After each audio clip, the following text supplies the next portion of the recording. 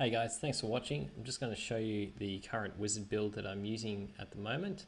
I'm using a synergy between Depth Diggers and Fragment of Destiny just to pump out a little bit of extra damage. And it's made this build entirely viable. So the recent announcement that Depth Diggers actually do work for a wizard to increase the damage of your primary skills. So in this case, we're using Spectral Blade.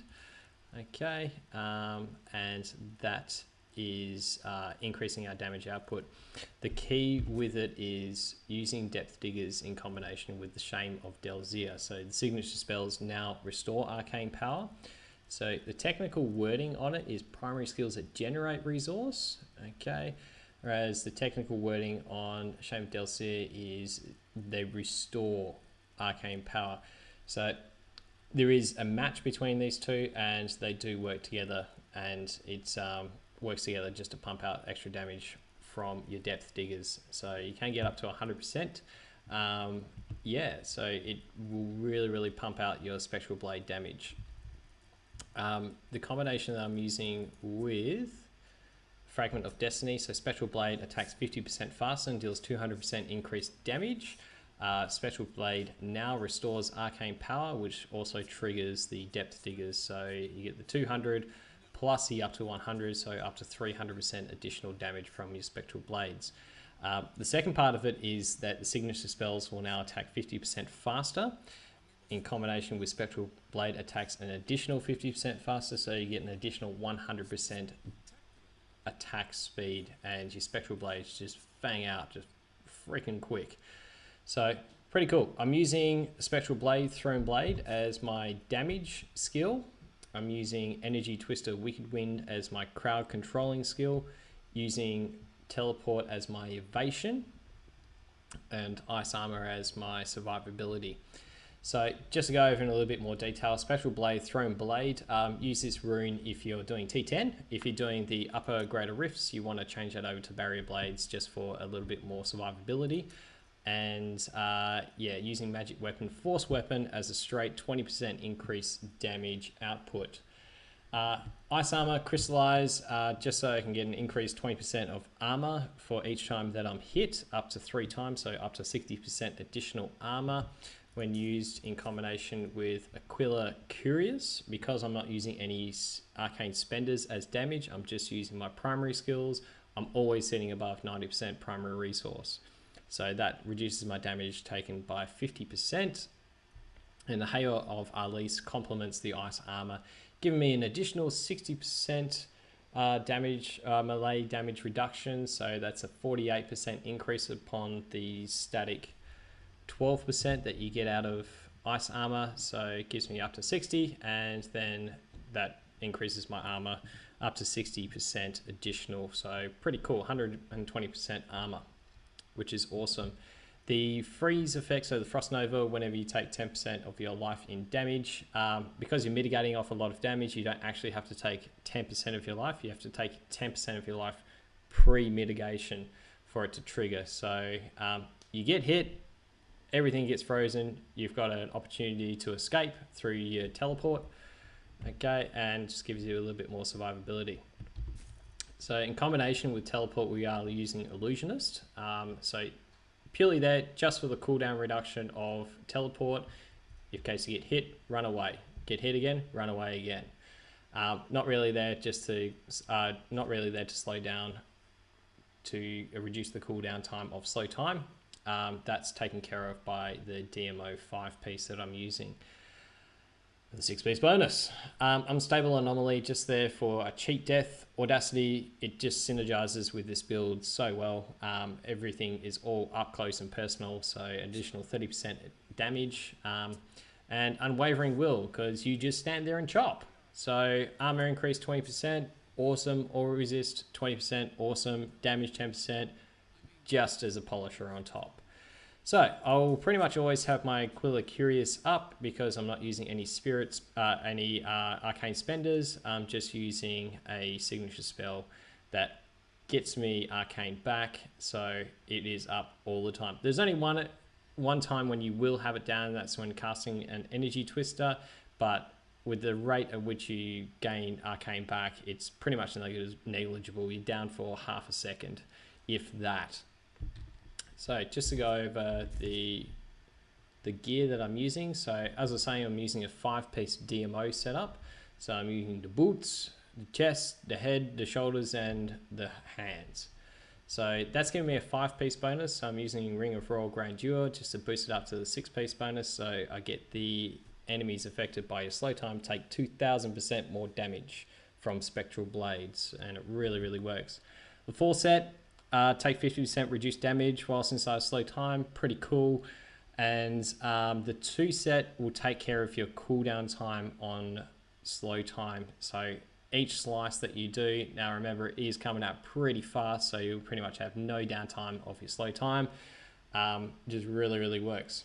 So thing to note on this build is that cooldown reduction has no place with this build, no place whatsoever. You don't even need it. You can have pretty much 0 cooldown reduction. I think at the moment I'm running with like, yeah, less than 4% cooldown reduction, and it's sweet. It doesn't make a difference whatsoever. Using Ransor's Folly for Energy Twister. So Energy Twister Wicked Wind will just stay in one spot, and this will make it suck enemies in, so periodically pulls in less enemies within 30 yards. So this will give you massive crowd control reduction over just simple grunts and zombies, etc., and put them all into one place for you just to slice up. So thing to note of this build is that you do need quite high area damage for it to be effective. So when looking for rolls on your gear, look for area damage as a priority over things like cooldown reduction, etc. Get a good pair of shoulders like I did, and have some cooldown reduction on them, roll it off and get yourself some area damage. Okay, really, really works. We're using the Traveler's Pledge and Compass Rose, or the Endless Walk combo. So while moving, not really relevant, damage reduced by up to 50%, but you can just escape all of that through Teleport and Illusionist, but it's more for standing in one spot and just chopping. So while standing still, all damage dealt is increased by up to 100%. So yeehaw. As far as your weapon goes and your offhand goes, you can use anything, really. If you have a really, really awesome Fragment of Destiny, then use that and put a Furnace into your cube. Otherwise, just use the most damage output you have for one hand and have the Fragment of Destiny in your cube. I'm using Tail Rash's Unwavering Glare on my offhand. It really not there for any of the set bonuses. It's just there because it is the biggest damage output that I have for an offhand. So very cool. All right, legendary gems. Simplicity Strength is no brainer. Okay, returning life on hit. You're hitting so many times, so it will restore your life in a snap and increase your damage of your primary skills by 39%, by whatever percent that your ranking is. The higher the rank, the better the damage output. Wicked. You're all in close and they're all affected by slow time, so increased damage against enemies on the effect of controlling parrying effects is Bane of the Trapped. Yeah, definitely use it. It will just flat out increase your damage output. Esoteric Alteration, really there just because you will take 30% more damage than a Monk Barbarian. So yeah, just put it in there just for a bit more survivability. So that's as far as the build goes, just running over the Paragon points. Cap your movement speed off in your core, and then just dump the rest into Intelligence or Vitality, just depending on how well your character is surviving. Don't worry about maximum arcane power, you don't need it.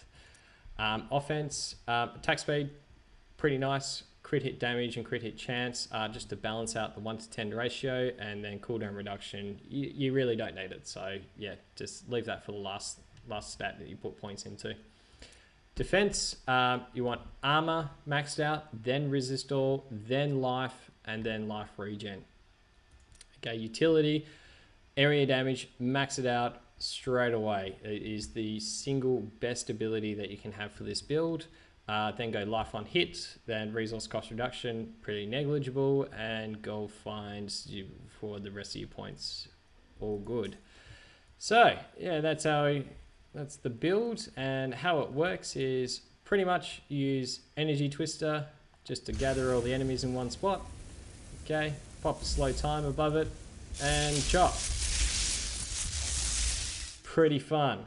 Okay, so thing to note is that you can just pop slow time, 6 strikes with your spectral blade, and then you can pop another slow time, slice, slice, slice, pop, slice, slice, slice.